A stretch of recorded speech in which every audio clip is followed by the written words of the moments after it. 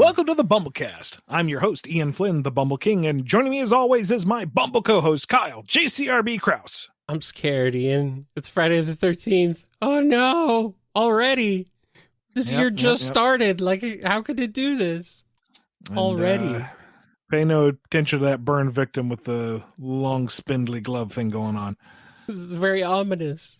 I'm scared. Well, the one thing that can combat fear is knowledge, and we have plenty of that, or at least a reasonable facsimile thereof. Well, I suppose. Well, what do you want to do about it then? Well, then let's answer the questions. Where do they come from this time, sir? Oh man, I went back into the archives and dug up some questions from the August 2022 live stream. Hey. The fact that we have questions from that long ago is probably scary enough as it is. Absolutely terrifying. Yes, it is. Truly. But hey, we appreciate your patience, everyone. We're going to get started off with a question from Speed Keyed. Not Speed Weed. Speed Keyed. Eat of weed. Are the returning zones and forces the same as their OG counterparts? This has boggled my mind for a bit, as it's shown some are part of the mainland, despite places like Green Hill being separate. Yeah, Force's geography is a nightmare. Some of the Green Hill and Chemical Plant regions, I would say, are or should be interpreted as their proper counterparts, but Green Hill is on South Island.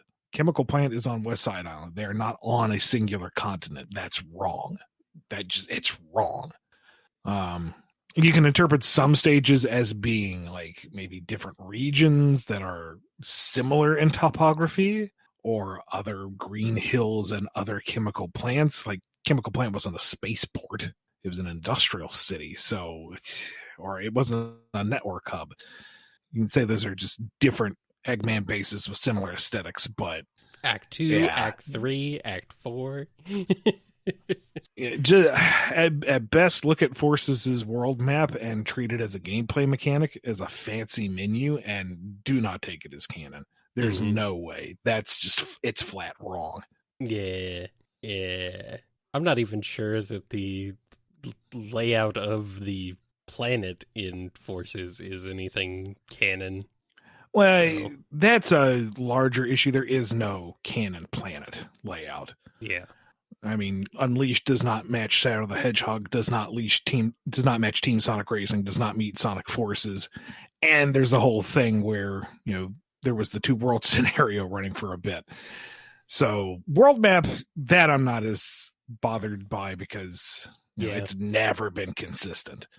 There is no foundation there. But the Green Hill and the Chemical Plant, that irks my nerd rage.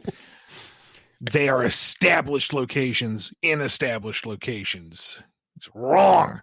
I kind of hope there's no official map ever at any time, because that really is just going to throw a wrench into things, and people will get really hung up on things being in certain places when it's depicted that they're not at some point inevitably in the future. And I'm not hung up on a hard this is current Ian making past Ian scream in fury. Oh yeah.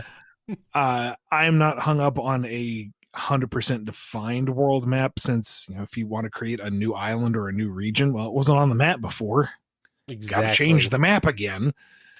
Got to add another region. Well, does it make sense that it's within this geopolitical configuration? I'd like something that's a little more concrete, so that if there is a big global look, it's the same from game to game, so it doesn't feel all piecemeal. But having it like hard defined limits, I don't think is good for an ongoing franchise. Unless you have like a really detailed like 20-30 year plan. There were several maps I know in the old Archie books that showed certain things, but obviously I don't think those are in any sort of official canon anymore. No. I mean, they're interesting for sure to think about, but it's not official. And never really was, honestly, because Yeah, they just never were. I mean, there's even a map of the floating island at one point. An Angel Island is part of the floating island's map instead of just calling the island Angel Island like it's supposed to be, because it doesn't. Well, that was a discrepancy from back in the day. Can't fault the map then. Well, no. Obviously not. That's just kind of, it's just kind of funny. But there's a lot of different maps and stuff. It's interesting, but obviously not official or anything. So, and nothing ever matched. Like, oh, that's right next to that. Okay, sure, if you say so. Here's a question from Mago Lord. Mago Lord? I'm not 100% sure. Mago Lord. In IDW, we see that Silver's future is finally a good future, meaning that Eggman's gone. How do you think he finally got stopped? Would we ever see this at all anyway?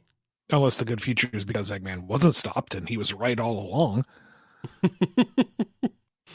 That's because they made a good future in Act 1. So, yeah. Now, this kind of plays into the other question and answer, is that it's already kind of iffy to say Silver's from the future, not a future, but trying to definitively fill in that 200-year gap is just asking for trouble, because the minute you do that, you remove any kind of stakes in the present day. I mean, there's already the kind of meta-contextual, oh, well, Sonic can't ever truly lose because then you wouldn't have a franchise. I get that, but if you say, oh yes, Eggman finally was defeated 150 years ago, then you know that, yeah, okay, Eggman's going to lose. There's no potential threat from him anymore because you know that he's going to lose no matter what. Again, outside of the meta-contextual understanding. I mean, unless he's immortal, he's at least going to die someday, right? I mean, maybe. He's a genius. Depending on how time flows, I guess. Like, we know Sonic's 15, perpetually 15, so I don't know how that works. How does Silver have a future if Sonic is perpetually 15 and no one ever ages? I don't know. I like the idea of Eggman finally just giving up. He trots out his single greatest attempt at world conquest, comes a hair's breadth from becoming the supreme master of all creation, and Sonic stomps him yet a freaking again. And he's like, that's it. I'm done. I wash my hands of it. I have a lifetime of data showing that I cannot beat this stupid hedgehog. So I'm done. I'm going to go water some plants. He's old. Go play with my kid. I retire. I give up. Yeah. Let him go out with a bang. Don't let him just fizzle out. But I don't know. I like the idea of Eggman getting a chance to just stop and, if not learn from his mistakes, then at least be defeated by them. That would be kind of. I don't want to live to see that day. Because then what? Then what do we do, Ian? How do we have that? What do we do from there? I don't know what we can do. That's when the modern era ends and the new era begins. Welcome to your new voice cast, your new art style, and everything is gotcha paste. Everyone hates it. I mean, they already hate it anyway, so Here's a question from Tetradyne. Who in the IDW cast likes horror movies the most or the least? Wow, this is a rather fitting question considering the day it is. I think Sonic, if he has the patience to sit through anything, might get tired of the tension if it isn't built properly. If it's not a good horror movie, it's gonna bore him and he's out. The violence of it isn't gonna get to him. It's the tension, the suspense that might keep him engaged. But otherwise, it really doesn't scare him and it doesn't catch his interest. Tails might be into it for like the movie magic technical aspect of it, but he actually does get kind of creeped out by it, and he doesn't like that, but he doesn't want to show that he's afraid. So yeah, he'll watch it. It's fine. He's just going to concentrate really hard on trying to find the wires. Amy loves it. She loves a good haunted house. She loves a good scary movie. She screams, she's terrified. She hates it, but she loves it. Knuckles is just frustrated because why don't they fight back? I think Knuckles just, All that guy he has doesn't is a get machete. Pick up that log, swing it at the guy. So what if he's bigger than you? There's weak points. Come on. You should have tried harder, you crazy kids. If you weren't distracted, you could have had the guy. And Tails hates it, right? Yeah. Seems like Eggman thinks they're hilarious. Until he thinks they're hilarious until the heroes come out on top, and he's like, "No!" Well, yeah, sure. And isn't it always the way? Yeah. Yeah, I can see that. Sage gets hung up on all the logical errors that the cast makes throughout. I mean, why would they run out into the forest in the middle of the night? Why not find a secure place and hold position? I don't understand. Tangle tries to like them, but doesn't. I think Tangle's kind of on the same wavelength as Amy, just dialed up to 11. Yeah. She works herself up to the point where when the first remotely spooky thing happens, the initial jump scare to get you, she's through the roof. I was going to say, she's immediately just ran behind the couch and like, ah! Yeah. She has cocooned herself in her tail. Uh-huh. And then the next day she's talking about how, that was so much fun. I want to watch another one. Is there a sequel? I bet there's a sequel. I'll bring the popcorn next time. I'm being asked which character is taking notes. Starline. No.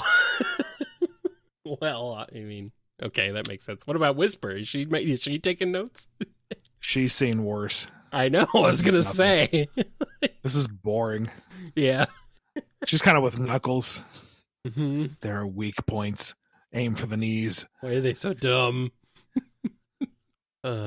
Mimic would be taking notes. That's for dang sure. Mimic would be critiquing. Well, yeah, that's true. That's a good point. Well, so is Whisper, to be fair. I mean. Yeah. We got anybody else? I mean, Belle. There's too many to go through everybody. I know. Belle would hate it, though, I think. Yeah, I think she just straight up hates it. Like, she just doesn't like people in peril or pain or discomfort. Yeah. How can anyone enjoy this? No, and it's scary, too. No. And it's probably the same with Jewel. Yeah. They have crafts night. Everyone else is having movie night. Yeah. She's like, we don't want to watch this. We're going to go over here and have a nice time. Here's a question from Doodle of Waffles. How would a conversation between Orbot, Cubot, and Helper play out? Would they talk about the coming war between man and the Brotherhood of the Machines? Now, I'm assuming you mean Helper from the Venture Brothers? They didn't specify. Just because we've talked about that show in the past. Mm-hmm. And to me, I can see him fitting in. And I find it absolutely hilarious that just as you said his name, Discord went all robot-y on my end, and Helper doesn't speak. He's only like a very synthetic beep, beep, beep, beep, boop. So the irony there was just delicious. Yeah, go figure. But yeah, I think Orbot and Helper would have a lot to talk about. A great deal of commiseration. And you'd have a lot of the fun C-3PO R2-D2 back and forth of, beep, beep, boop, beep, boop, beep, boop, beep, boop. Oh, yes, I completely agree. And they go on like this for like a solid 30 minutes with Cubot kind of nodding along, looking between the two of them until finally he just raises a hand and says, I don't understand what that tall guy's been saying this entire time. Yeah, Cubot does not get it. I mean, Cubot doesn't understand anything, to be fair. Really? But you've talked in so many voices. Yeah, but that's like Morse code or something. Oh, Cubot. Cubot is my spirit animal. Here's a question from System 509. If Pachacomic had been convinced to leave the Master Emerald Shine alone by Tikal, how would the present of Sonic's world be changed? I feel like that's kind of like a butterfly effect question right there. Yeah. Yeah. Because Pachacamac. Tikal's dad. Pachacamac. Yeah, Punchacomet is I don't know. Jerkface. Like whether he was legitimate or not, he seemed to feel like he needed the Chaos Emerald's power to defeat their enemies. So, assuming that he was legit and not just purely power hungry, then presumably the Knuckles clan got stomped by their enemies. Yeah. Whoopsie doodle. And then said enemies may have continued to march on the Master Emerald Shrine themselves and, unleashed chaos because, that's just how it goes. You have to step on a few babies to grab the ultimate power. Does beg the question, though, if Tikal would be around to calm and contain perfect chaos, because if not, then you got big old angry tsunami with a vendetta kind of rampaging till he gets tired of it. And that could reshape an entire continent. And beyond that, I don't know. I mean, it could be that it's ancient history by that point, but even still, if we're going to assume that Perfect Chaos just had his tantrum until he was all tuckered out and there wasn't anybody left to drown in his general vicinity, that still means that there is no Angel Island. That means the Master Emerald Shrine remains as it was, and classic era Sonic really does not play out the same way. The Death Egg would just have fallen straight into the ocean. Yeah. There's no island to catch it. Yep. What a coincidence that it happened to be right over and floating island that no one had ever seen before. It's weird. It's very mysterious. It's very strange. Knuckles, I guess he took a wrong turn. I think that's what happened. The Angel Island was way off course. He's like, we gotta go this way. All of a sudden, this freaking giant Death Egg ball falls on it, and he's like, crap. Here's a question from Chickum. If classic villains like the Witch Carters, Hooligans, and the Battle Cuckoo Empire returned in the modern universe, what sort of shenanigans would they get into? Would they help or attack Eggman? If I were to do it my way, I imagine the Hooligans would be kind of like rough and tumble. Your low threat villains there to just mix it up and give you a nice refreshing breather between end of the world scenarios. Witch Carters would be a mild step up. Like Witch Cart herself might have some grand design that is legitimately threatening, but overall they're more of a fun side distraction. I would want the Battlebird Armada to be if not an Eggman tier threat, then pretty darn close. So that when they show up, you're like, okay, now something serious is going to happen. Because, I don't know, I like them. I like big flying enemy empire type bad guys. Yeah, just enough of a cast so that you have a face to the enemy, but you have just enough faceless mooks that you have big old fight scenes. And I don't know, I feel like they have the presence that they could be a major villain. I mean, airships are just cool, man. Mm-hmm. That's really what it boils down to. That, and if you want to do an Eggman story, they would be a reasonable threat to him. Yeah. So that he would have someone to champion against, since everybody else would be kind of a curb stomp. Mm-hmm. Oh no, Fang has got a pop gun aimed at me. Oh no, it fired a cork. Yeah. Anyway, launch the missile. I think Gun is the only other one you could argue may have enough of a presence to be a threat to Eggman. Mm-hmm. But even then, obviously, he did not seem to be too phased by them in forces, apparently. So, yeah. And between the two flying fleets, the Battlebird Armada's got so much more swagger. I mean, come on. I mean, yeah. Commander Nameless versus the Grand Battle Cuckoo. Come on. No contest. Yes. Oh, I'm just thinking, as suggested in our chat, being suggested, Don Carnage attacks the Egg Fleet. Which, I mean, yeah, that would be pretty funny. Here's a question from Marshall H. I'm curious to hear from Ian how he would have approached writing Wily in the X time frame if he ever got to it. How would a century of time affect the already bitter scientist? Oh, he's dead for one thing. And this is kind of playing my hand, but I don't foresee us going back to Archie Mega Man anytime soon, let alone X.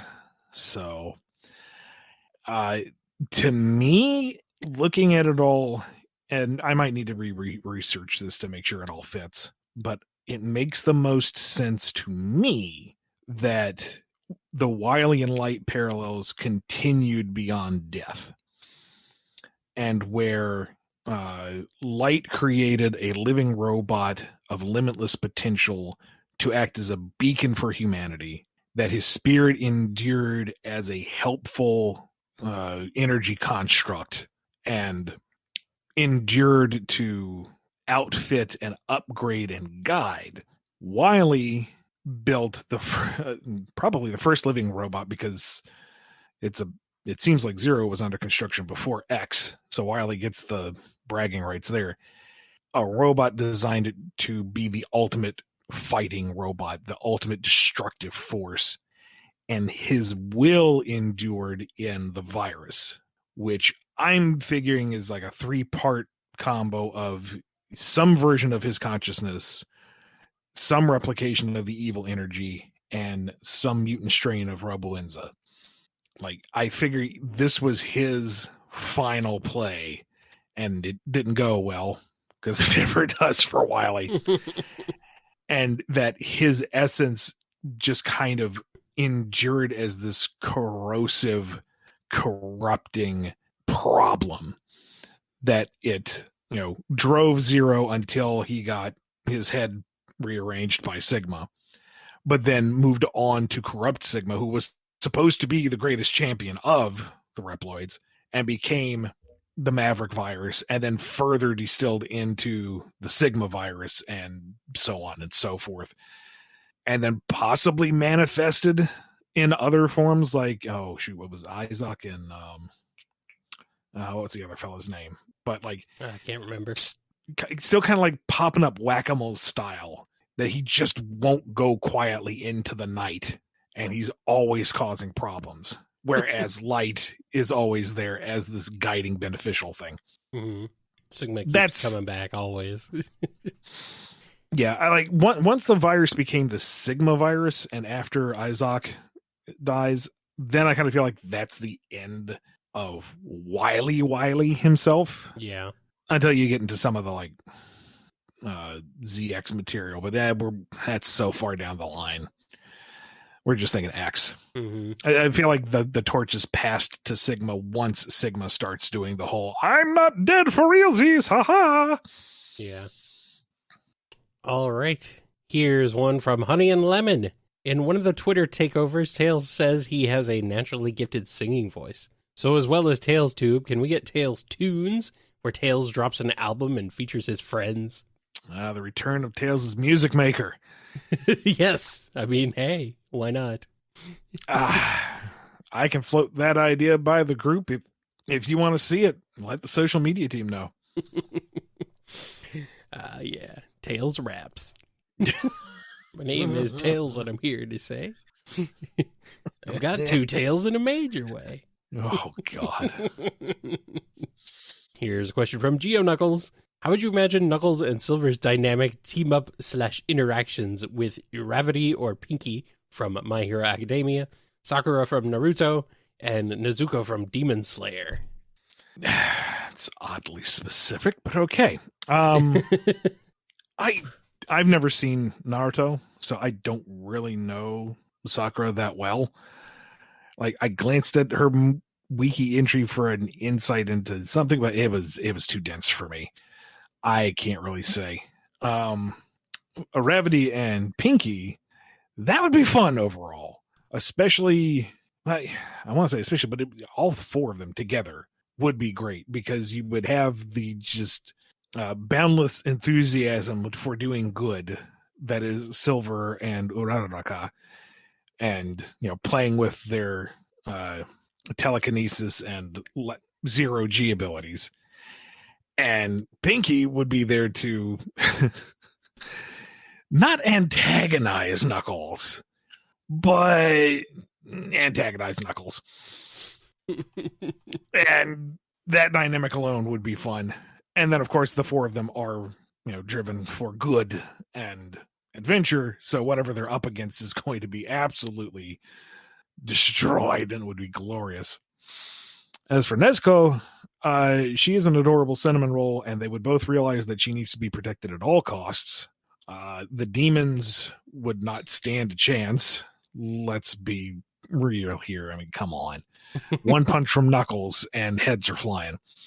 Awesome. And in the inevitable turn of events where they're both injured and incapacitated, that's when Nezuko does the whole transformation thing, and she tears apart whoever's attacking her new bestest big brother or cousin, or however she views them, fuzzy animal buddies. Maybe she just thinks of them as big pets. Regardless, she would protect them, and it would be gory, and it would be magnificent.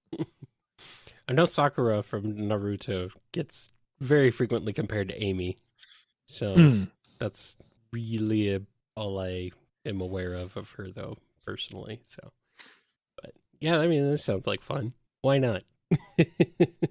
Here's a question from Lazy Genius. Does Sonic ever play video games at the comfort of his own home? He doesn't have a home, but whenever he crashes at Tails' place or stops anywhere, yeah, I imagine he'd play a few rounds of something or other. You're telling me he's not gonna he doesn't carry around a Sega Nomad? keeps it in his hammer space pocket. He is the Sega Nomad. Travels. I get it. I see what you've done there. Okay, sure, why not? No, I don't think he's into hardcore gaming or portable gaming, but he's not going to shy away from it either. If he's got the opportunity, sure, he'll play a few games, but he's not gonna spend the long weekend binge playing something. Our last question before we take a break is from Ernesto S. If you could reintroduce the Freedom Fighters in IDW, what idea or history do you have for them? I imagine them as time travelers that want Sonic's help in the same style of Silver. Well, I mean, fan idea, but... Yeah, so that's out the window, but... I don't know, to be perfectly honest, because it really depends on the nature of their return. If they come back as classic era characters, the classic era is notably simpler in its storytelling. So whatever they do would be simpler, whereas modern era is more complex with its storytelling, and we could do a whole lot more, which is both good and bad. Also depends on who we get back and in what shape or form.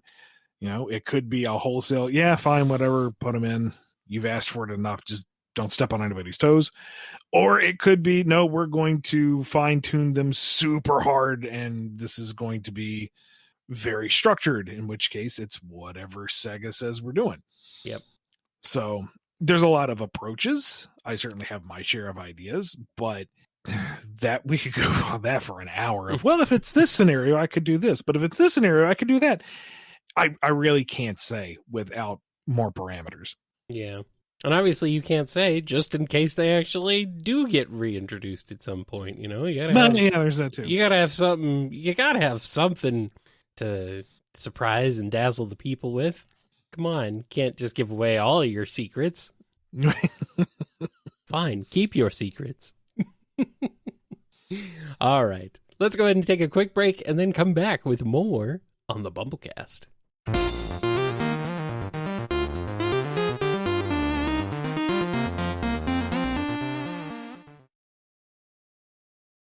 We are back, and we got a question from Spider Mario. Sounds frightening. But just like you catch the Goombas just like flies. Sounds frightening. Yahoo! It's Spider Mario. I don't want to imagine Mario picking up a spider suit power up and becoming Spider Mario. I'm scared. Well, if we get Spider Mario, does that mean Oh, we are Venom. Oh no. Oh no. So, Ian, was there times you had an idea for a character's design or personality, but then had to change it for something else? Oh, sure. It happens from time to time. Like Tangle. Mm-hmm. The initial pitch I had was a rabbit. Like she was going to be a callback to the original idea for Sonic, which was a rabbit that grabbed things with its ears. And whereas Tangle's tail is the big punchy, springy tail, Tangle the rabbit was going to have big punchy ears. So she had like almost a Shura's Wrath forearm beat 'em up thing going on. Mm-hmm. That sounds like also some characters in Skullgirls. I can see that, sure. Yeah. And Sega said, no, don't use a rabbit. It's like, all right, ideas. And we tossed around a few, and then Tyson came up with the lemur. I'm pretty sure it was Tyson. He at least did the design. It's like, oh, yeah, that's freaking cool. Run with it. Yes. And sometimes the design influences the characterization. Like, Starline wasn't nearly as theatrical in my initial concepts until Evan Stanley's design was finalized. And it's like, wow, come on. This guy's got the drip. He's got the swagger. You gotta. Yeah. And then people really responded to it. And it's like, well, all right. Time to lean into that hard.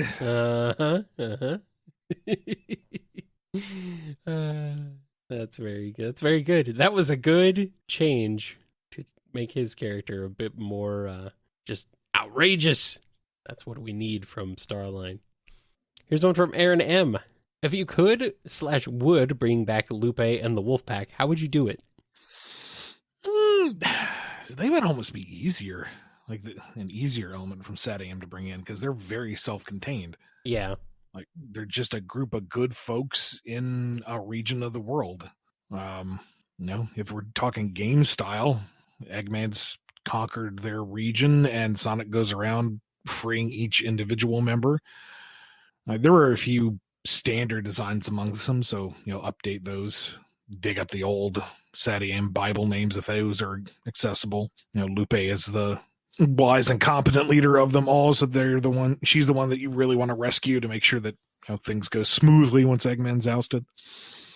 But that would be a really easy, like, self-contained storyline, and then after a while, it's like, oh, hey, let's go revisit them and do another fun adventure with them. They're a very good pick up and put down set. Mm-hmm. Yeah.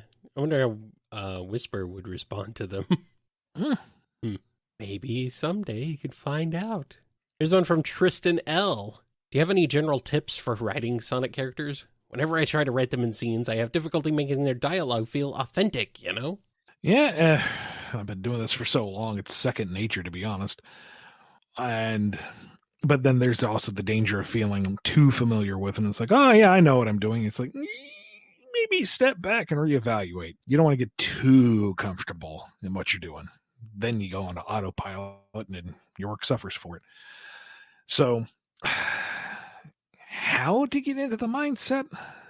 See, for me, I treat it as character acting. Like in the very limited amount of theater I did, I preferred not full-blown method acting, but that general mindset.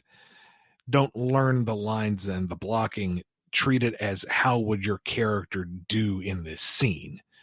Your character is kind of on rails. You know how it has to go. I never got into the whole, you must become the character. That's a bit much, especially for grade school drama class. But, the way that you deliver the lines, I felt like would be influenced by how you take it. If you are saying the lines, that's you. That's you reciting words and trying to apply the appropriate volume and inflection. If you are the character saying the lines, I believe that inherently brings a certain degree of authenticity to it, that you understand their rationale for why they're saying this line, and that itself colors the timbre and tone of how you say those lines. So when writing any licensed material character, it's getting to the head of these characters and don't try to write dialogue for them. Try to be the conduit for how they would say the line. So if you're sitting there having a hard time thinking about how the characters would respond, don't, for me at least, I wouldn't try to look at it, how do I need them to say this particular line in this instance? I would say, okay, if I were Sonic and this was my personality and mindset, how would I respond to this scenario? Mm-hmm. And what would that line sound like? And that might help guide you a little bit. All right, here's a question from Mitchell H. If you could bring the echidnas from Sonic Chronicles over to other media, how would you do it? Do I have to? It's a bit of a walking on eggshells scenario, but I don't know. Like, Shade was fun. Don't get me wrong.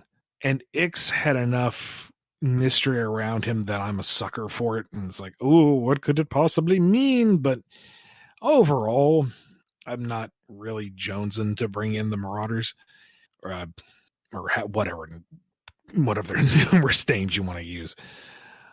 If they were to come back, number one, I would want their super tech to come from their time in the Twilight Cage.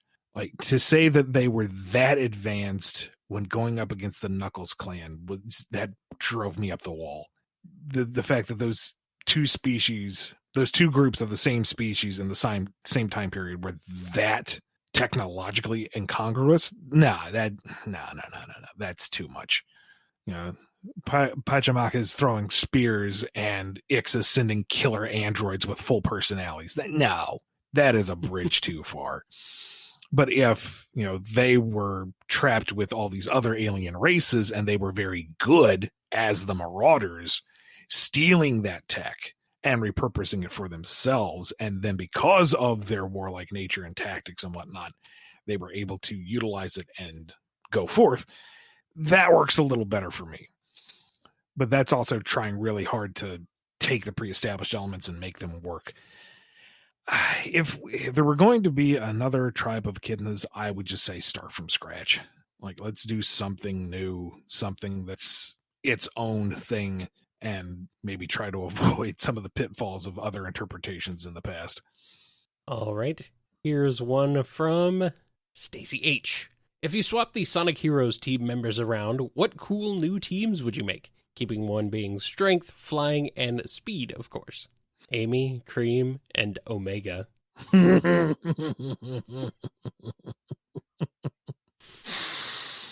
Amy's glad that Omega is, quite driven. She likes that chutzpah. And not killing them. Could you please check your fire a little bit? There are small children present. Yeah. How can we finagle it so it's Knuckles and the Chaotix again? Oh. Somebody has to go. Yeah. But if you boot Charmy, then you got two power types. And Knuckles isn't really a flying type. You boot Espio and you got rid of the cool ninja. You don't want to do that. I mean, it's Espio and Knuckles were the first to play Knuckles Chaotix. You can't do that. But Vector! He's like the brains of the operation. Yeah, you can't dump Vector. It's like he's the guy. Knuckles, Shadow, and Rouge. I guess that's a good one. Yeah. Team sexual tension. Rouge is, badgering Knuckles the entire way. Knuckles is constantly losing his temper, and Shadow just really wants to turn the car around to go home. Yeah. He's just gonna go solo, run off, but leave the two of them behind. Mm-hmm. I mean, Big is such a easygoing dude. He'd fit into any team and just be Big is kind of malleable. Yeah. The fun non sequitur to the group. Yeah. We can't do Chaels, Charmy, and Cream. They're all fly types. Yeah. We gotta keep them as one of each type. That'd be too flighty. I mean, that's the question is, the limitation is that they have to stick to the strength, speed, and fly. It's too bad we couldn't do an all fem team because there's no power fem type. Unless you swap Amy's playstyle for the hammer. Yeah, but then Rouge isn't really a speed type. Yeah. You could maybe put Rouge in the power type because she can go toe-to-toe with Knuckles. True. It's a little odd. Maybe give her a couple of the explosive rounds Yeah. to cover that. Although she doesn't really need explosives. She can just kick things in half. Yeah. Also, this is limited to Sonic Heroes characters only. So only characters that were in Sonic Heroes. Yeah. Yeah. So, I mean, you could, I don't know. I'm trying to think of where you could put Sonic. That would be funny or interesting. I'm putting Sonic at the head of Team Dark. So swap Shadow? Yeah. He would match Rouge quip for quip. Well, yeah. Snark for snark. Maybe play on the fact that Omega's the last of the E100s. You know, robots designed to stomp Sonic, and he has no interest. He's just about destroying badniks. Maybe they start doing a Gimli Legolas thing. Yeah. I have destroyed 37. I destroyed 38. Have not. I just hit 38. Now I'm up to 40. You keep counting, big guy. I already hit 50. Arg. You have my spin dash and my gun.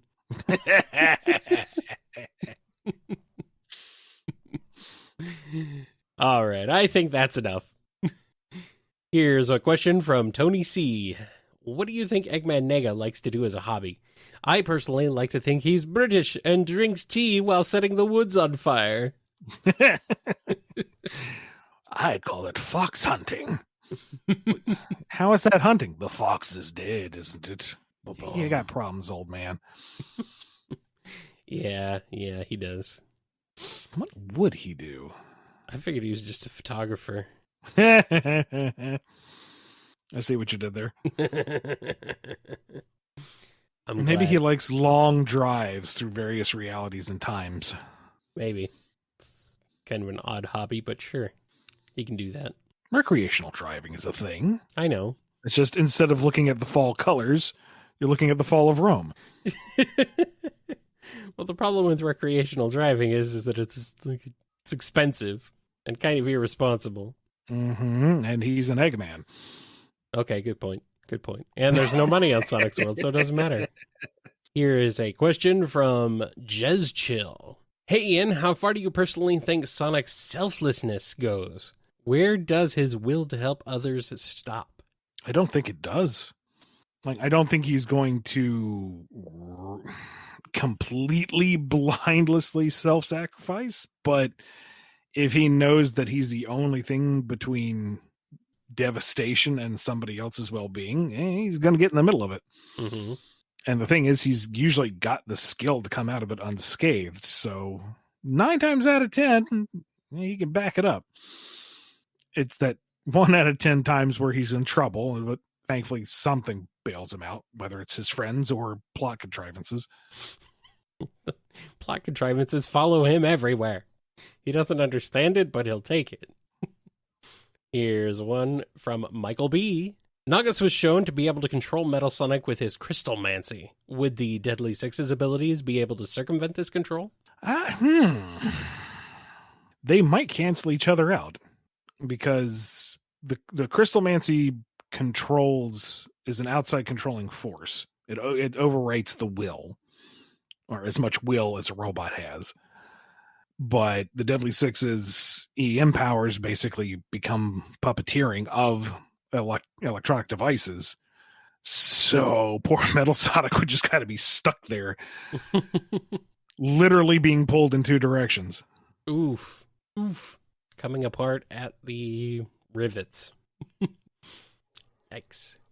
And we got a question here from Stop Talking. Is it possible for a new human villain to be more of a physical threat to Sonic and the gang, like keeping up with them in a fight rather than luring them into traps or robots? I don't know.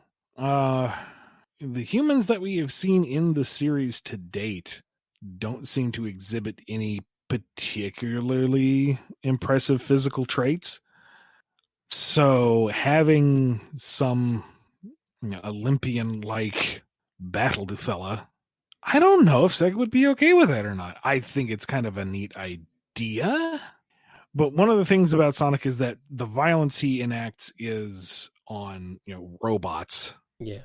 Or on monsters or plants or other cartoon animals, so that it's not infrequently on cartoon animals, I should add. So it's not usually against people. I don't know if that'd be a bridge too far. Or if it would just be weird to see. But I don't know. I don't know. That might be something to look into one day. Maybe. Could we see a human spin dash? Fascinating. And our last question for this episode comes to us courtesy of Saving Throws.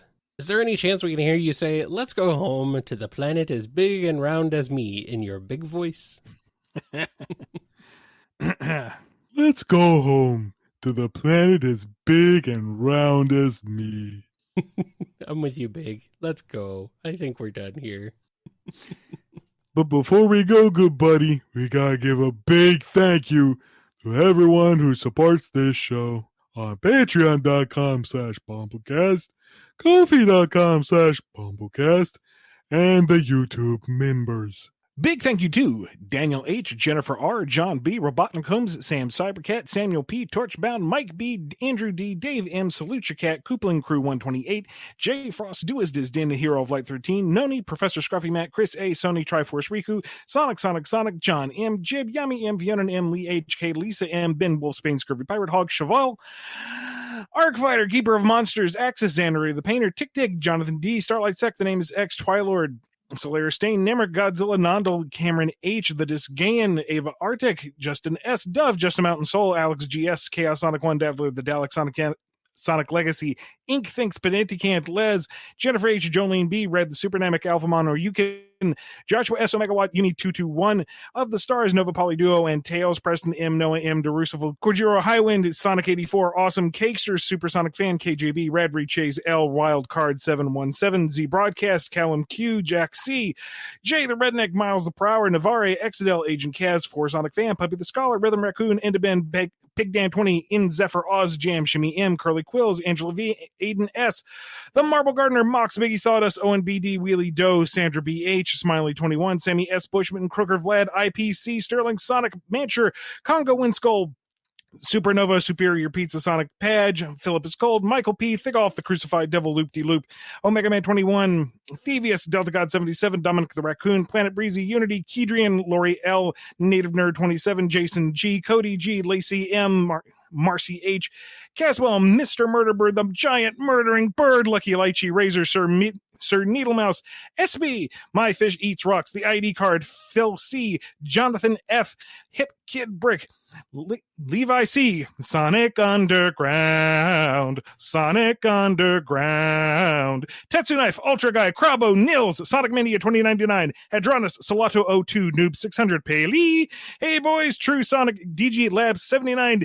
Zapon Syrian, El Technopada, Buttered Noodles, Miles Power D, Frost Hobbadon, Wheels 282, Hedgehog, Jamal S, Luminous Strangers, Zay Cartoons, The Unmiddle Road, and Snowflame. Thank you so much to everyone who came to the live stream back in August, and to those of you who continue to contribute to the live streams. That's going to wrap us up for this week, and we will see you next Monday for even more Q&A. So till then, be good to yourselves, be good to each other, and we will see you next time on the BumbleKast. See ya. Read the names as Big Challenge. No. Not this time. You've been listening to the BumbleKast, a co-production of Bumble King Comics and the KNGI Network. Original theme music composed by Ken Coda Snyder. Remixed intro by T-Lopes. Find out more information, along with podcast feeder links, MP3 downloads, and more at bumbleking.com and kngi.org.